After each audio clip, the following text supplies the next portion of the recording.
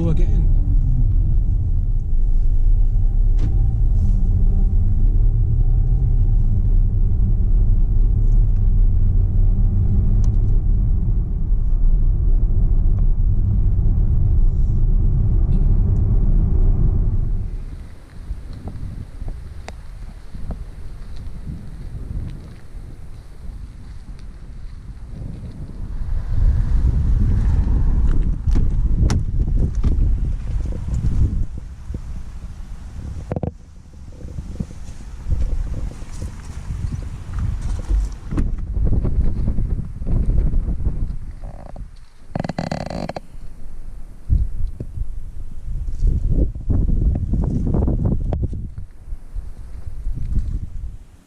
So my Boxster was due its major service, that's the 12-year service at Porsche Glasgow.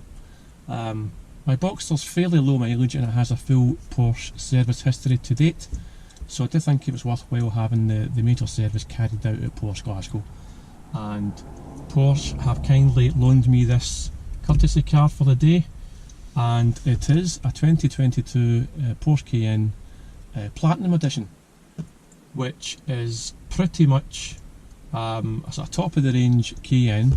It has all the extra bits that you would usually have to pay more for on the more base models, including LED headlights, swivel headlights, panoramic roof, leather interior with the Porsche crests on the headrests, front and back, 8-way electronic seats that are very supportive and very comfortable, and also the Bose premium sound system, which sounds great, I've got to say.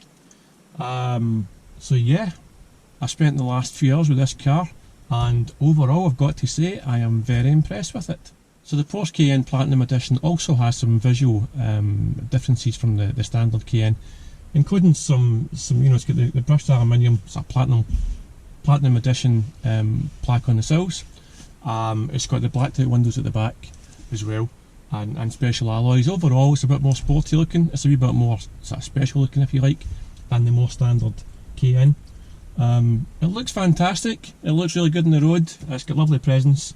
I'll be honest guys, you know me, if you know my videos, if you've watched my videos, you'll know I'm very honest with my reviews, and even though I'm a massive Porsche fan, I will always tell it the way I see it. And the truth is, I was never a big 4x4 guy. I didn't really fancy off-road vehicles very much. I did have a Daihatsu 4-track way back in the day, briefly, and fun enough, I actually brought it up here where we are today, back then.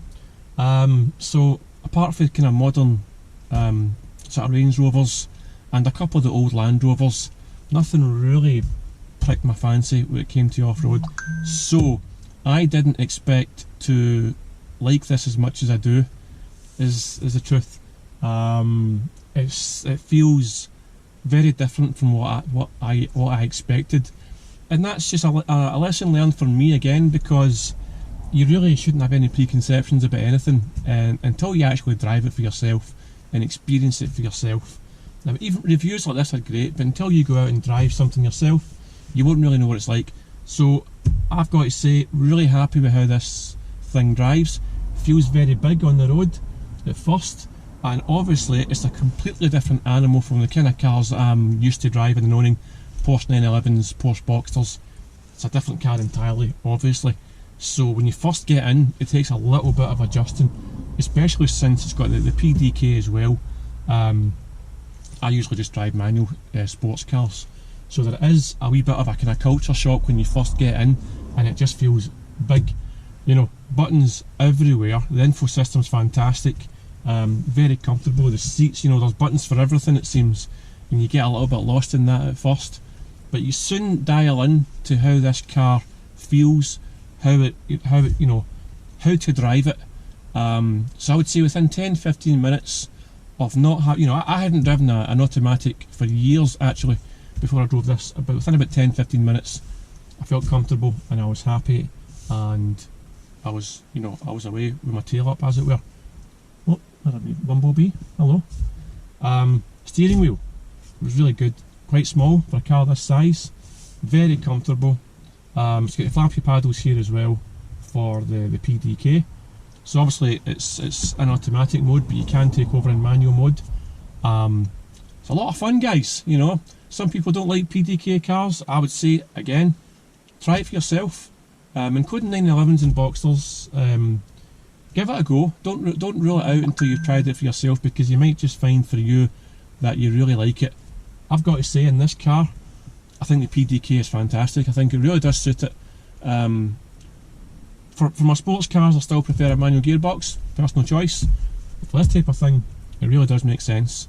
It's a big, comfortable car, and you can just drive in this car, you know, forever it seems, and be comfortable and happy and arrive feeling fresh. Some wee Platinum Edition features there.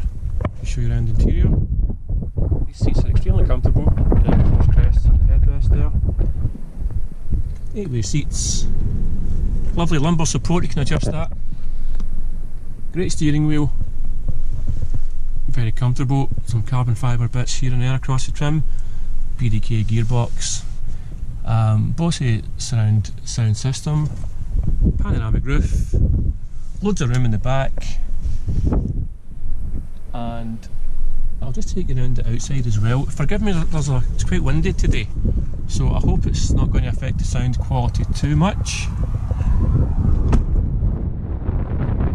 See, it's lovely and shiny. Loads of room in the back here.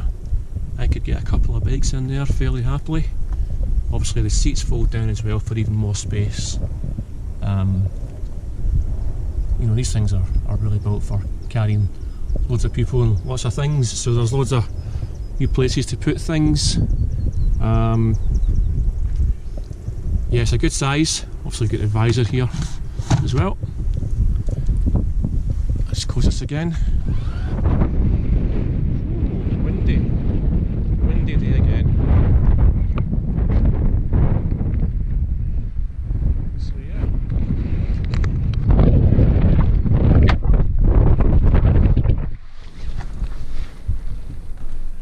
Ooh, my goodness.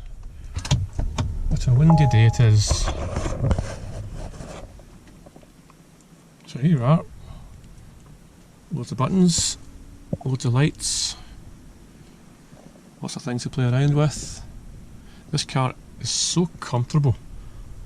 Obviously we've got the wee stop clock here as well for lap times, that kind of thing. Sport mode, it's worth mentioning sport mode. Obviously you press that and things change a little bit. The dampers firm up, the accelerator gets a little bit more delicate, and the car just sort of stiffens up and obviously becomes a bit more sporty, a bit faster. This is a fast car. You know, you can drive it in a way that it's extremely sporty, and you can have quite a bit of fun with this car. Having spent the last few hours with it, I can say that you can have a bit of fun with it. So these cars cost roughly about £75,000 when they were new, for the 3 litre V6 variant. Power wise, it's about 335 brake horsepower. It'll get to 62 miles an hour in about 6.2 seconds, and it'll go into a top speed of about 152 miles per hour. Fast enough, and for a big car it does feel quick on the road. It feels very sporty, especially in sport mode. Places. But if going off-road is your thing, I'm pretty sure you can have a good time in this. As like I say, it's very capable. But I've spent the last few hours driving around here and around town, so I've got a good feel for the car now, and it really does, it feels pretty special actually, just like all Porsches do. You know, you've got a lovely Porsche build quality, it's got a nice premium feel to everything, it's got a sporty feel to everything as well, you know, even though you're in a big SUV, it does manage, being a Porsche, it still manages to feel pretty sporty. So yeah, I am pretty impressed with it. Would I want one for myself? Well, maybe not just now. If you're asking me would I sell my cars for one, I would say probably not. I like my sports cars, and I don't really see myself parting with especially my 993, I don't see myself parting with that anytime soon. So, you know, I'm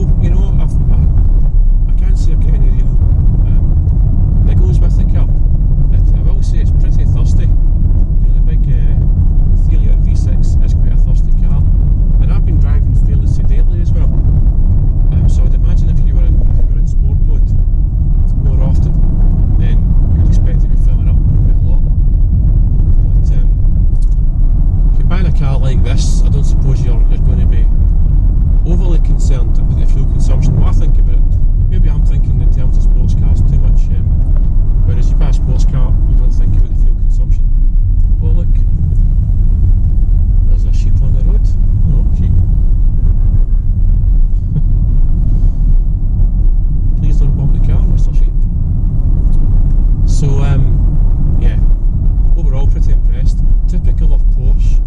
You go in thinking, you know, I'm not sure what to expect here, and you get mighty impressed. Classic Porsche stuff. So I hope you've enjoyed the video. It's given you a wee bit of knowledge on the wonderful Porsche Cayenne Platinum Edition.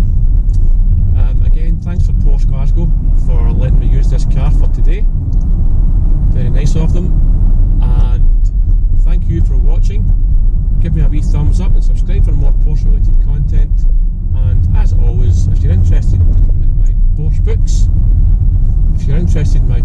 that I've written, then I'll link them on the